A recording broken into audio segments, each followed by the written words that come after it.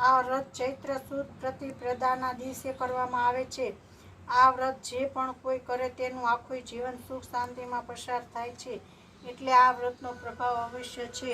ભવિષ્યોત્તર પુરાણમાં આ વ્રતની વિધિ આપવામાં આવી છે, જે નીચે પ્રમાણે છે. આજે સ્ત્રી અથવા પુરુષ કેસુડા અશોકથી શોભતી વસંત ઋતુમાં પ્રાતઃકાળે વ્રતનો સંકલ્પ કરે છે. પવિત્ર રંગથી ભૂમિ પર સંવત્સરાય નમઃ, માસાય નમઃ આ મંત્ર બોલતા બોલતા ચિત્ર પર 108 પુષ્પ ચડાવે છે. તેની આરતી કરે છે.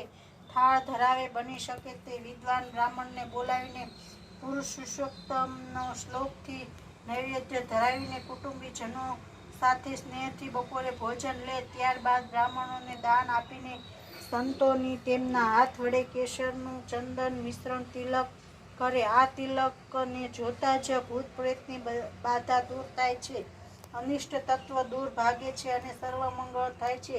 આ તિલક કરનારને શત્રુ, રોગ, ગ્રહો કે અન્ય કોઈ પણ અનિષ્ટ નડી શકતા નથી. તિલક વ્રત કરનારનું વર્ષ આનંદમાં પસાર થાય છે.